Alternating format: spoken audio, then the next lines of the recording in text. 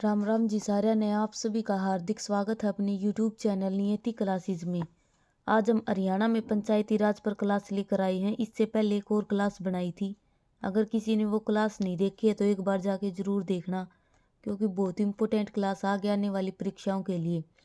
Video को पूरी देखना। अगर अच्छी लगे तो वीडियो को लाइक करना, शेयर करना और चैनल को सब्सक्राइब करना। पहले वाली क्लास में हम बात कर चुके थे कि ग्राम पंचायत है उसका गठन किस आर्टिकल में है, और जो 3 टायर हैं जो अभी हमारे भारत में लागू हैं। 1957 में बलवंत राय मेहता समिति आई थी जिसने 3 टायर बताए थे। सबसे पहले पंचायती राज कहाँ पर लागू हुआ था? नागौर, राजस्थान में।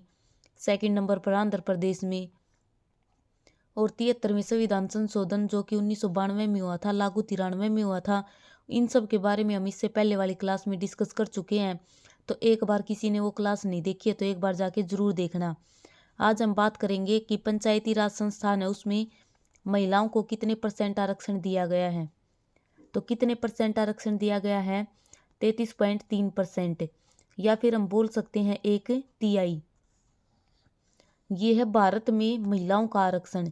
लेकिन अगर हम अपने हरियाणा की बात करें तो हरियाणा में महिलाओं को कितने % आरक्षण दिया गया है? 50%, यानी कि आधा। तो दोनों में कंफ्यूज नहीं होना है। अगर भारत में पूछा जाए महिलाओं को कितने % आरक्षण है तो 33.5%। हरियाणा में पूछा जाए तो 50%। और इस 33% से एक और आंकड़ा याद रखना है, अभी बिल्कुल अपडेट के साथ है, 2023 की अपडेट के साथ 106वां संविधान संशोधन, जिसमें क्या हुआ था? नारी शक्ति वंदन एक्ट है ये। इसमें क्या कहा गया था कि महिलाओं को 33% सीटों का रिजर्वेशन दिया जाएगा लोकसभा और विधानसभा की सीटों में। तो ये भी बहुत इंपॉर्टेंट है। नारी शक्ति वंदन एक्ट संविधान संशोधन 106वां 128वां बिल था, जिसमें क्या कहा गया था कि लोकसभा और विधानसभा में महिलाओं को 33% सीटों का आरक्षण दिया जाएगा। लेकिन ये अभी लागू नहीं होगा। 2026 का जो परिसीमन होगा उस टाइम पर ये लागू किया जाएगा। ये जो नारी शक्ति वंदन एक्ट है ये 2026 के परिसीमन के बाद लागू होगा। तो यहाँ से याद रखना है कि महिलाओं का आरक्षण पंचायती राज में 33% है और हरियाणा में महिलाओं का आरक्षण 50% है। पंचायती राज में शैक्षणिक योग्यता लागू करने वाला भारत का पहला राज्य कौन सा था? राजस्थान। यानी कि राजस्थान ने सबसे पहले जो शैक्षणिक योग्यता है ये लागू की थी। राजस्थान के बाद भारत का दूसरा राज्य कौन सा बना था शैक्षणिक योग्यता लागू करने वाला? अपना हरियाणा। यानी कि सेकंड नंबर पर हरियाणा ने क्या किया था? शैक्षणिक योग्यता लागू की थी। और कब लागू की थी? 7 सितंबर 2015 को। एग्जैक्ट डेट याद रखनी है क्योंकि पेपर में पूछी गई है। पेपर में पूछा गया था कि किस राज्य के बाद हरियाणा शैक्षणिक योग्यता लागू करने वाला दूसरा राज्य बना था? तो राजस्थान के बाद। तो दोनों के नाम याद रखने हैं, पहला राजस्थान, दूसरा हरियाणा, और 7 सितंबर 2015 को लागू किया था। अगर हम बात करें जो सरपंच बनने के लिए अगर कोई भी जनरल कैटेगरी का पुरुष है तो उसको क्या होनी चाहिए? 10वीं पास होनी चाहिए। अगर कोई भी महिला है तो वह 8वीं पास होनी चाहिए जनरल कैटेगरी की। एससी का पुरुष 8वीं पास होना चाहिए, महिला 5वीं पास होनी चाहिए। राष्ट्रीय पंचायती राज दिवस कब मनाया जाता है? 24 अप्रैल को। क्यों मनाया जाता है? क्योंकि अभी बात की थी हमने इससे पहले वाली क्लास में, जो 73वां संविधान संशोधन था 1992 में हुआ था, वो भारत में लागू कब हुआ था? 24 अप्रैल 1993 को लागू हुआ था। तो इसीलिए हम 24 अप्रैल को राष्ट्रीय पंचायती राज दिवस मनाते हैं। और वो हमारे हरियाणा में कब लागू किया गया था? 22 अप्रैल 1994 को लागू किया गया था। कंफ्यूज नहीं होना है। भारत में 24 अप्रैल 1993 में लागू हुआ था, लेकिन अपने हरियाणा ने कब लागू किया था उसको? 22 अप्रैल 1994। इसीलिए 22 अप्रैल को क्या मनाया जाता है? हरियाणा पंचायती राज दिवस। और राष्ट्रीय पंचायती राज दिवस 24 अप्रैल को मनाया जाता है। संविधान संशोधन है पंचायती राज का, जरूर याद रखना है, पेपर में पूछा जाता है। 73वें संविधान संशोधन 1992 में हुआ था। उसके द्वारा क्या किया गया था? हमारी 11वीं अनुसूची को जोड़ा गया था। 11वीं अनुसूची में क्या लिखा हुआ है? पंचायती राज के बारे में लिखा हुआ है। पंचायती राज भाग 9 के अंदर आता है। और पंचायती राज है इसका आर्टिकल कहाँ से कहाँ तक है? 243A से लेकर 243O तक पंचायती राज के बारे में है। तो ये पॉइंट पंचायती राज से जरूर याद रखने हैं। आगे है, पंचायती राज चुनाव में ईवीएम का प्रयोग करने वाला प्रथम राज्य कौन सा बना था भारत का? हरियाणा। ईवीएम का मतलब क्या होता है? Electronic voting machine. यानी कि पंचायत के जो चुनाव हुए हैं उसमें ईवीएम मशीन है, उसका यूज करने वाला पहला राज्य कौन सा बना था? हरियाणा। अगर भारत में देखें ईवीएम का प्रयोग सबसे पहले कहाँ पर किया गया था? केरल में किया गया था 1982 में।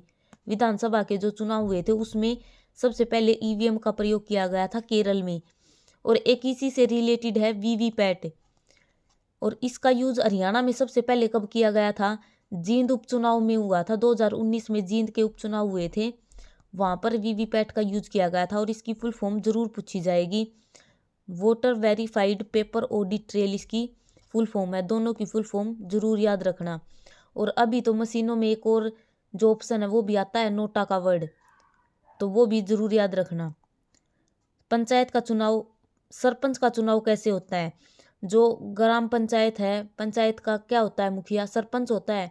ग्राम पंचायत का जो सरपंच होता है तो उसका चुनाव कैसे होता है? प्रत्यक्ष रूप से होता है।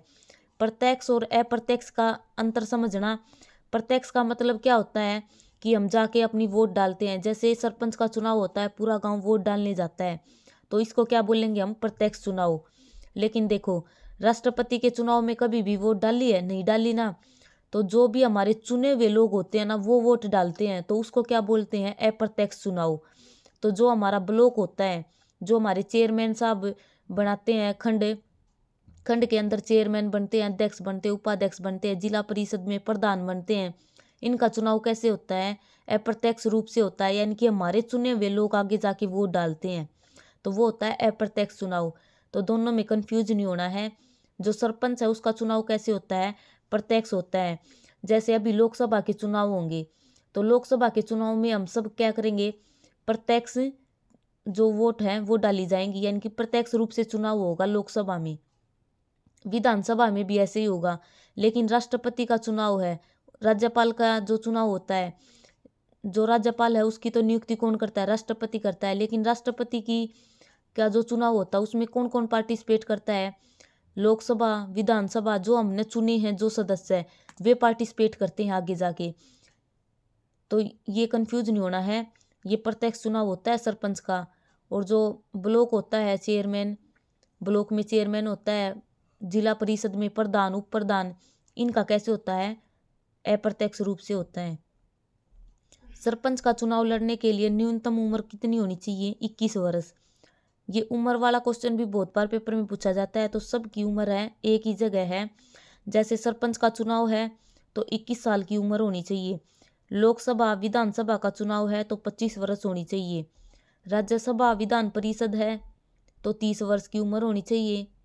राष्ट्रपति, उपराष्ट्रपति और राज्यपाल, इनका चुनाव है, अगर कोई भी लड़ना चाहे तो कितनी उम्र होनी चाहिए? 35 वर्ष। ये सभी की है न्यूनतम उम्र, यानी कि इतनी उम्र होनी चाहिए। अगर हम यहाँ पर लोकसभा की बात करें तो ये हमारा लोअर हाउस होता है, राज्यसभा अपर हाउस होता है। और वर्तमान में अगर हम भारत की बात करें तो भारत में जो कौन 70वें नंबर की लोकसभा चल रही है, अभी चुनाव होंगे लोकसभा के आगे, लेकिन अभी वर्तमान में 70वें नंबर की लोकसभा चल रही है, जिसके अध्यक्ष कौन है? ओम बिरला। राज्यसभा है, ये हमारा अपर हाउस होता है, ये स्थायी हाउस होता है, मतलब इसको भंग नहीं किया जा सकता। इसमें लोकसभा में कार्यकाल कितना होता है? 5 वर्ष का होता है, लेकिन इसको भंग किया जा सकता है। लेकिन राज्यसभा को भंग नहीं किया जा सकता, ये स्थायी सदन होता है। और इसका सभापति कौन होता है? राज्यसभा का सभापति जो हमारा उपराष्ट्रपति होगा। आर्टिकल 64 क्या कहता है कि जो भी हमारा उपराष्ट्रपति है वो राज्यसभा का सभापति होगा। तो अभी हमें हमारे वर्तमान में उपराष्ट्रपति कौन है? जगदीप धनखड़, याद रखना। विधानसभा और विधान परिषद, ये क्या है?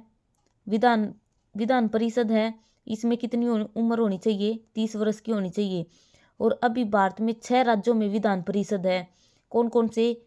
उत्तर प्रदेश, बिहार, आंध्र प्रदेश, तेलंगाना, कर्नाटक और महाराष्ट्र। केवल 6 राज्यों में विधान परिषद है। अगर हम यहाँ पर राष्ट्रपति की बात करें तो अभी वर्तमान में हमारी राष्ट्रपति कौन है? 15वें नंबर की द्रौपदी मुर्मू है।